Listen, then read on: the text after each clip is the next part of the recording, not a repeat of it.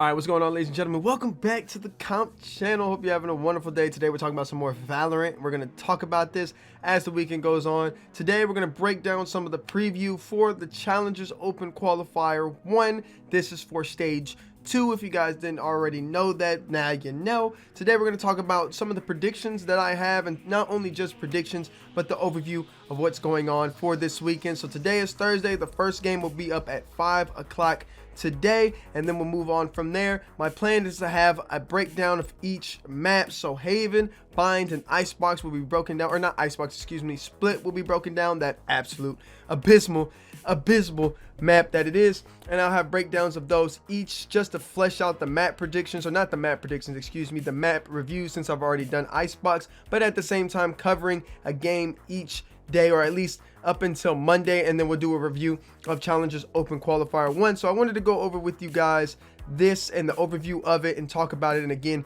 get ramped up for this. I'm excited for this, but however, this is not the last qualifier. If you missed this qualifier, or you're not competing in this qualifier, or you don't watch this qualifier, or whatever it is that you missed this event for, there will be another one next weekend that you'll be able to get on into it. So let's go ahead and roll the sexy transition, baby. All right, so NA Valorant Champions Tour Stage 2 Challengers Open Qualifier 1 overview. This is the Champions Tour. If you guys aren't familiar with the Champions Tour, check out my last video where we go over the Champions Tour and I break down Masters and the road to the Champions Tour, or Valorant Champions, at the end of this year. This is the stage 2 of it. We had stage 1 earlier, which was online. This right here will be a LAN. The LAN will take place in Iceland, not this right here, but the Masters of this. How do I say this? How do I put this together correctly? The Challenger 1, which is what we're in right now, or Challenger 2 stage 2, and Challenger Open Qualifier 1, this right here will be online, but the winner of this, or the top 4, will secure their spot to compete for Masters, and then Masters from this bracket, or this stage 2, will be LAN, and that will be in Iceland. Kind of confusing. Again, check out my last video if you don't know exactly what's going on, or you want to be caught up to speed. But again, this is online. This will be purely online, and then they will move to Masters. Once they do the 2 qualifiers, they'll play in for qualifiers, or for Masters, and then they'll play Masters in Iceland as a LAN, and all the teams from different regions will be playing there. So let's go ahead and open up the Challengers Open Qualifier 1. This will be the schedule of it. You guys can check out the schedule right here. Link will be in the description below. I'm not going to go through this, but again, tomorrow the matches start at 5. And we'll just go from there and watch games as they go on. The cost is free. Don't have to worry about it as long as you're Immortal 1. You guys can read all the format and everything going into that. And yeah, there you go. We've broken that down. So I wanted to talk to you guys about my predictions on what's going to be going on here. So we're going to check out the schedule. Obviously, the schedule is not up here because it's not ran by actually Valorant this time. I want to talk about some of the big heavy hitters, and then we'll talk about some of the amateurs later on this weekend, and we'll go over some of the amateur guides that we talk about. My top picks to come out of this top 4 this weekend are going to be 100 Thieves. I think 100 Thieves has a lot to prove. I think they'll come out of it. I think Envy is a solid pick. I got Envy between Envy and Gen G. I think they're going to be battling again. I told you guys last video that's a rivalry. I think that's going to happen.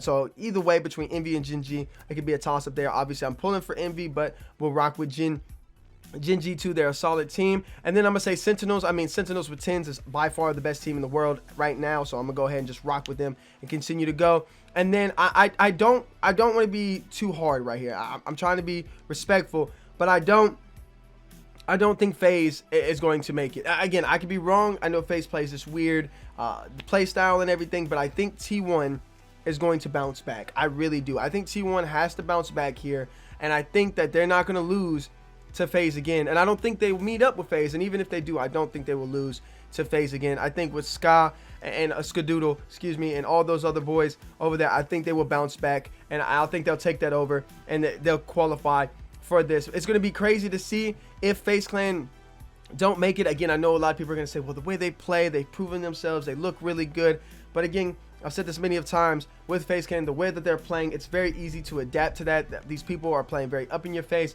And then we've seen Sentinels, who again, they just had more slaying power than FaZe, but I've seen a lot of holes in their game. And again, we'll talk about that as the season and everything with Challengers progresses on into Masters. Again, I'm not here to dog and say that any of the people at FaZe are bad. Baby Bay is one of the best players that I've seen. I've been watching a lot of his streams. I really enjoy him just as a person and the content that he makes. And this is no disrespect to FaZe Clan. I just don't think FaZe Clan are going to come out of this challenges bracket, at least for the top 4. Now, week 2, whole nother ball game. I can see it playing out a lot differently. A lot of different people coming out, and FaZe Clan could possibly make that top 8 team that go to the playoffs, but that's just not what I'm expecting here. I don't think that's going to happen. And again, I can be wrong. And hopefully I'm wrong for those boys. You know what I mean? Hopefully I am. But I don't think I'm wrong. That's why I'm making the pick. So as far as the top 2 teams that I think are going to come out of this Masters and go on to compete in the Masters tournament in Iceland, right now I have Sentinels. I think they're a sure and lock. I wouldn't say a sure and lock. Anything can happen in any sport and any game at any time. Sentinels are just the best team from top to bottom. With the acquisition of Tins, and even with Sinatra. With Sinatra, I felt like there was a little bit of leeway there. But with Tins, man, that's just a dominant team. Shazam, Tins, and all the boys over there, they're just amazing, and I really like watching them play. And they work as a team. Most importantly, they're very patient. They're very disciplined. Shroud said that on the stream where he said they were very disciplined, and I noticed that right off the rip. They don't challenge anything that they don't necessarily have to challenge. They wait for picks, and they play as a team. And if they don't wait for picks and they do get up in your face, they're bait and switching, playing the right way and playing the maps the right way and playing their utilities and their buys the right way. So again, I'm going to pick Sentinels. And then the second team that I got going into this, and this is going to be based completely off of just experience and seeing these boys play in other games, I think is going to be Team 1. I know this is very hard to say because they didn't qualify for the last Masters.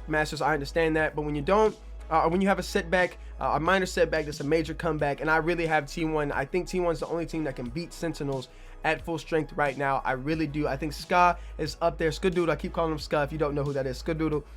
I think Skadoodle is really up there with Tins. I think individual talent, Skadoodle is one of the best players to ever touch a mouse and keyboard, period, especially for first-person shooters. And I think they're starting to understand this isn't CSGO no more. They can't play it like it's CSGO. They have to play it like it's Valorant. And I think they've done a lot of research. They've taken a lot of time. They've watched a lot of film. And I think that they'll bounce back for this tournament coming up this weekend and this next couple of months. Anyways, let me know what you guys think in the comment section below. Do you agree with me? Do you disagree with me? Again, just my predictions, my beliefs. Nothing set in stone here, just what I've seen, what I've been watching. We'll see if I'm wrong or right. We'll come back and we'll talk about it. Obviously, everybody can be wrong or right. We'll see how it goes. But I don't want to sit here and knock any team. I don't want to prep or over-prepare anything for teams or overstate any teams. I just wanted to give my predictions and my understanding of what's going to be going on. Again, everything starts, you guys are seeing this on Thursday. I'm recording this on a Wednesday. So it starts at 5 o'clock. If you guys aren't already watching this, I should have this video up by then and before then. And then we'll go through and watch it. Again, we'll have map reviews all weekend, different stuff all weekend. And we'll talk about everything, just everything. I really want to talk about a lot. All right, we're underway. Everything's happening. Valorant Esports is here to stay. And I'm loving what I'm seeing. Thank you guys for clicking on this video. Much love. Bless up as always. God bless. And I'll see you in the next Valorant. I wanted to say patient review so bad.